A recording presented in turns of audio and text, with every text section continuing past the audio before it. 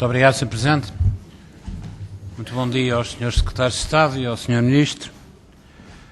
Primeira questão, Sr. Ministro, ou se quiser, primeiro grande lapso, e aliás eu começo a ter muita dificuldade em classificar aquilo que aparentemente são lapsos por parte deste Governo e particularmente do Sr. Ministro, porque me parece que é muito difícil começar a distinguir aquilo que é designado por lapsos daquilo que é, de facto e na verdade, uma grande e assumida mentira. E, portanto, lapso é uma palavra, enfim, simpática, mas confesso-lhe que desde que o ouvi considerar como lapso a grande mentira dos subsídios de Natal e de férias e a forma da sua reposição, tenho muita dificuldade em considerar como lapso aquilo que cada vez mais, da sua parte, da parte do seu Ministério, da parte do seu Governo, são assumidas mentiras e deliberadas e intencionais mentiras colocadas ao povo português nos últimos tempos. Mas vamos então a essa questão. A primeira questão que eu lhe queria colocar era a do desemprego. Senhor Ministro, neste DEL não se faz nenhuma referência à evolução da taxa de desemprego em Portugal nos próximos anos. Convirá que, do ponto de vista do conceito de rigor, é bastante difícil, se não impossível, conseguir discutir os números inscritos neste DEL sem ter uma percepção daquilo que quem propõe estes números julga que vai ser a evolução do desemprego. A evolução do desemprego implica alterações e evoluções diferenciadas no que diz respeito às receitas do Estado e no que diz respeito às despesas do Estado. E se a evolução do desemprego for enfim, a evolução dos números é uma, se for outra é outra. Agora, se não houver estimativas, eu não consigo perceber como é que o senhor consegue justificar a evolução de alguns agregados fortes deste documento. E a verdade é que o senhor, no primeiro documento de estratégia orçamental que apresentou a este país, em finais de agosto, apresentava um número para a taxa de desemprego. Para 2012 e 2013, pelo menos. Desta vez levou um sumiço. E levou um sumiço aparentemente por uma explicação que está a unir todos os neoliberais da Europa. Desde o Sr. Dr. Vítor Constâncio, que afirma, a pé juntos, que ainda não percebemos bem porque subiu tanto o desemprego. Não são palavras suas, Sr. Ministro, esteja descansado. São palavras do Dr. Vítor Constâncio. Mas podiam ser suas também. Porque era exatamente a mesma coisa aquilo que o senhor nos tem tentado vender. E eu pergunto, o que é que os senhores esperavam com decréscimos económicos da ordem dos 3%, com uma relativa estagnação europeia e uma relativa estagnação ou mesmo diminuição em alguns aspectos da procura externa relevante? Com alguma não. Depois de terem introduzido alterações de desregulamentação do mercado laboral. Depois de terem introduzido um fator que é a introdução dos despedimentos baratos. Depois de observarem a falência de milhares e milhares de empresas neste país, o que é que os senhores esperavam? Não esperavam, evidentemente, outra coisa.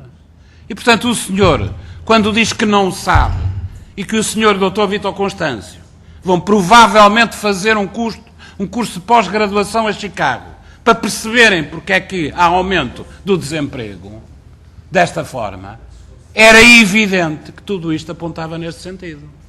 Não é preciso ir a Chicago fazer nenhum curso de pós-graduação com o Dr. Vítor Constâncio de braço dado. Não é?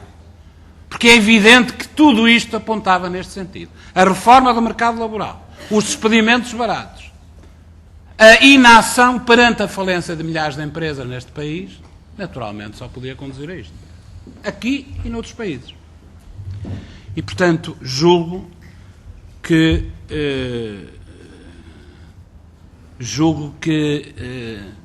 é incontornável que os senhores não querem mostrar aquilo que sabem que vai acontecer, e vai acontecer, e vai continuar a acontecer. Eu não sei se ouvi bem, e gostava de perceber, que nos documentos que apresentaram em Bruxelas, ao contrário deste documento que foi distribuído na Assembleia da República, se é verdade que o número da taxa de desemprego lá está incluído e proposto. Eu não sei se percebi isso.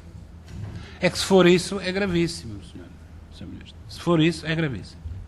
Eu admito que o documento que os senhores entregaram em Bruxelas, este, seja uma cópia deste, mais os quadros.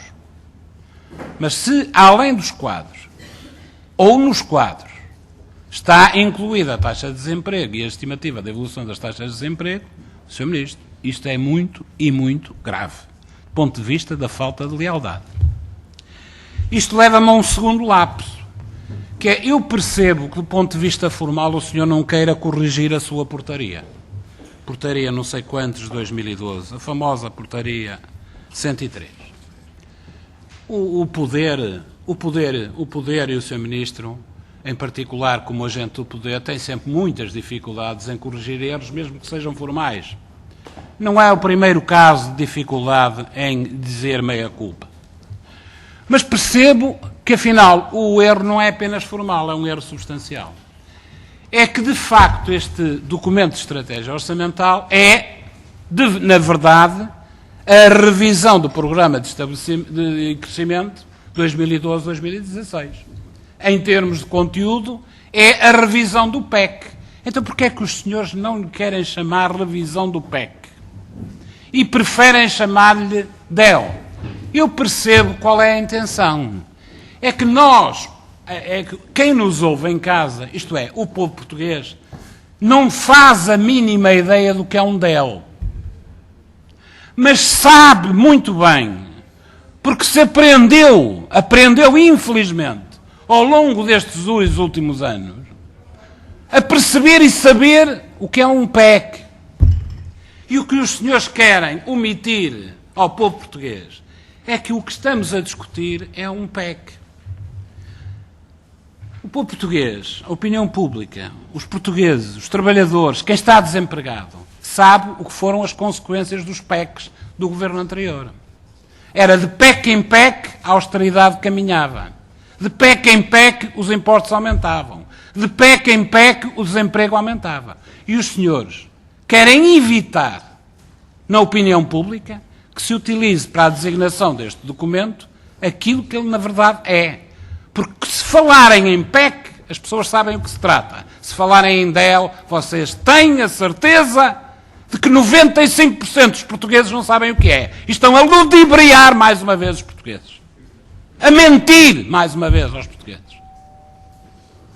Porque de facto está sobre a mesa, é o velho PEC, o velho regresso das políticas do PEC a somarem-se às velhas políticas, as mesmas, dos memorandos da Troika.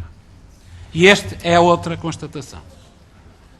Terceira lapso que eu gostava de abordar consigo é o do cenário macroeconómico. Podia concluir, Sr. Deputado? Sim, vou concluir.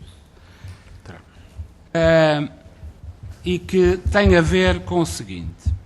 Eu não discuto a versão que o senhor coloca no DEL. Cada um é livre de ter a fé que quiser. Agora, o que eu discuto e coloco à sua consideração é a seguinte questão. Como é que é possível o senhor apresentar um cenário macroeconómico, hoje, que é diferente daquele que apresentou há 15 dias atrás? Eu já coloquei esta questão ao Sr. Secretário de Estado do Orçamento da semana passada. Isto é mais um lapso, chamemos-lhe assim. Ao Sr. Ministro, eu vi aqui neste documento, numa página, o senhor justifica o quadro macroeconómico aprovado há 15 dias no Orçamento Retificativo. E na página seguinte, justifica a alteração para este cenário. E não há, de certeza absoluta, dados novos que o senhor se tenha servido para este cenário macroeconómico que que não estivessem já disponíveis 15 dias atrás para o cenário macroeconómico do orçamento retificativo. E esta justificação o senhor tem que a dar. Porque é que estão a tentar alterar uma coisa? A quem é que estão a tentar enganar?